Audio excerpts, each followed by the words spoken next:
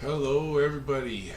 Welcome to Thursday at 1400 Eastern Time. That's 2 noon here in the Mountain West where I live. Thanks for tuning in today. Really appreciate it. I'd say we're going to be doing some talking about basement fires. I'm going to go through several things today, not just the video like I normally do, but some other stuff too.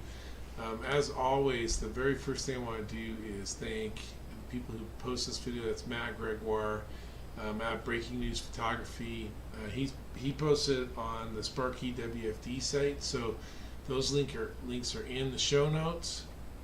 And if you like their stuff, subscribe to it. And as always, hit that subscribe button for my channel here. If you're using it for training, if you like it, it definitely helps to get that feedback that people are helping spread the word and like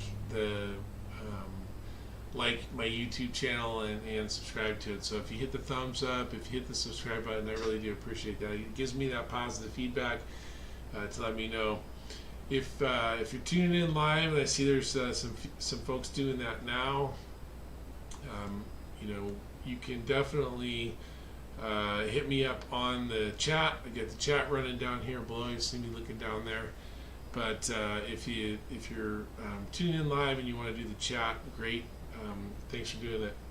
Hey, new subscribers this week: Michael Borowick, Jerry Ozog, Tony Bendelli. Tony, thanks again for chipping in last week in the video we got last week, and thanks for subscribing to the website or to the YouTube page. And J Rabbit 820, welcome J Rabbit. I saw your name on there and it made give me a smile, so thanks for doing that. And like I said, we're going to talk about basement fires. If you saw the Reading Smoke post, you know that's what we got going on here. But let's take a look at this read to begin with. We're going to go at full speed. A lot of stuff going on, but we're going to hit it again at slow-mo. Right, in slow-mo. Give you a chance to take a look. And then we'll hit back to full speed here in a second. There we go. Alright, so if we're looking at volume, velocity, density, color, which is always the case when we're reading smoke, this gives a pretty good view of the entire structure as they're stretching, get that line charge, get ready to go in. We have smoke down low. If we're looking over here, we start on this delta side. Smoke down low. Not sure if they did a 360 or not. I'm not going to worry too much about their tactics because this is video from 2013, which is coming up on a decade ago. And so we're just looking at reading smoke and figuring out what we can see from what's going on, right? So got some low smoke down here, even though the wind appears to be kind of going this way. So indicator there, and then right along this edge. Where we have the joint between the basement, no matter how much is finished, it might be completely finished or it might only be a couple of maybe 5-6 feet with sort of a low overhead. Not sure from the age of the structure. What it looks like to me is I would probably have real wood floor joists in here rather than some sort of TGI or something. Which gives us a little bit of time. Still, we don't necessarily want to be working above an uncontrolled fire. But what we do have is this joint, right, where the framing for the basement and or probably the perimeter concrete wall, and then everything sits on it or hangs from it, and there's this joint, right, between the basement and floor one. And the smoke is coming out there, and we can go back a little bit and we can see it like right along, right here, some of that coming out behind him here. And we also see very low smoke right in this zone here, coming out low, right? And so, right there, again, a lot of indicators down along this bottom edge, right? So you get that smoke out of that gap, and that's a clear indicator, right? It's a clear indicator there's fire below that level.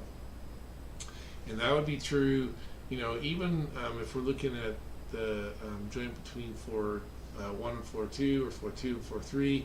If we see that smoke coming out at the juncture low, we want to start by making sure we didn't have a fire in the lower section, even if, like in this case, it's presenting primarily from floor 1.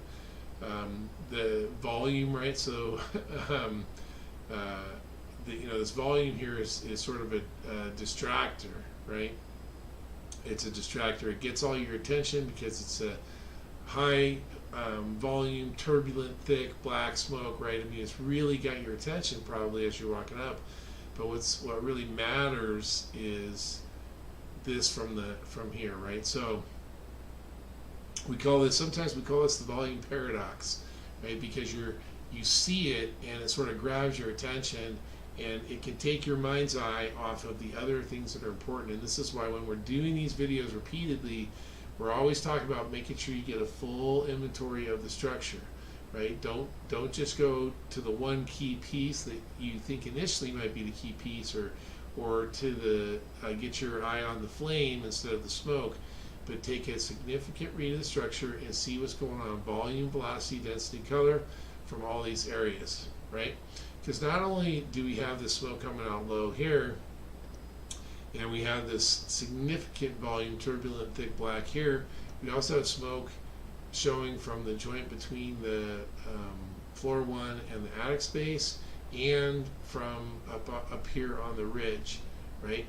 And so there's a lot of good information going on here, and we can tell a lot of things, the primary one being the basement fire. Okay, now we can also say, look, we've got this window's open, whether it broke or whether it was just open to begin with, we don't know, but there's significant smoke coming out here. So if we have a basement fire and we have an exit point, then the other thing we know, that if there's a door between the basement and floor 1, which commonly there is, I mean, most places have, if you have a basement, it's going to have a door. And typically in this kind of house, it's going to be pretty steep stairs going down to the basement, and they might be unfinished, right? So it might be just the stair treads, no risers, and no carpet, stuff like that. So often this will tell you most likely that the door between the basement and floor 1, usually at the top of the stairs, is open. Conversely, if that door is closed, this is telling you the fire is actually created an opening somewhere between the basement and floor 1. Now, I've seen a couple times where that's been created in the vent for the furnace. Sometimes in these old houses, there's a big furnace grate, 2 foot by 3 foot in the floor, usually of the main living room, and that's where the furnace direct vents into the house, right? It's old school way to do it. It's usually got really beautiful scroll work and that kind of stuff in it. I almost fell into one once after it had burned away, right? But that's possible, right? It's not super common, but it's possible. The main thing to understand is that we have a basement fire, and somehow that smoke has pretty much unfettered access to floor number 1. The fire could have already extended there, or it could just be in the process. Then we have the smoke from the attic space, which again is a pretty common thing for basement fires. Somewhere in the basement there's probably one, if not multiple, open bays or places where they've drilled through to run electricity or plumbing or HVAC, whatever it is, right? And if it gets into the stud space of the floor 1 walls, it gets direct access most of the time to the attic. Now it can run those pipe chases. If it's balloon construction, it's just going to be wide open anyway, right? And it can skip 2, 3, 4 stories depending, right? So you can have an open basement with open access to that, and then you might have 2 or 3 or 4 floors where it's finished, and the fire's just going to run up that stud bay and then present itself often in the attic, or maybe if the plaster drywall is broken on, say, floor 3 or something, it might come out on floor 3, but it's traveling through that stud space. Now, we don't have all those floors here. All we're talking about is extension from the basement to the attic, right? And In this 2013 zone is when the Seattle Fire Department switched. Now, our primary basement fire tactic at around this time, and it had been since I came in '87, and probably way before that, was for basement fires. The first line goes in floor one, find the stairs, go down the stairs, tap the basement fire. And I can tell you that's even when we were doing it, that's a somewhat dicey endeavor, right? It can be a pretty significant firefight, and that's because as UL and NIST showed us, and that's some other resources we have here, I'm going to show you today, is some of the stuff that they did, and some of the things, the reason they've done some of their studies, and some reasons why the Seattle Fire Department switched to the first attack for basement fires should be done at grade, meaning we go around to the Bravo, Charlie, or Delta side door, make a direct attack into the basement. As soon as that direct attack's underway, the second line standing by at the primary access door then can begin that firefight, right? And so we changed the way we did business, and there's multiple reasons why. Okay, so here's one of them. This is NIOSH report number 2011-13, and these are ubiquitously available. You can just look this up online, and you'll find it no problem, right? You'll find it no problem. If you have a question about it, go ahead and throw it in the chat. But this is looking from the This is the Charlie side of the structure, and this was actually I think in the city of San Francisco, if I remember correctly, and it was a double fatality, right, in this fire.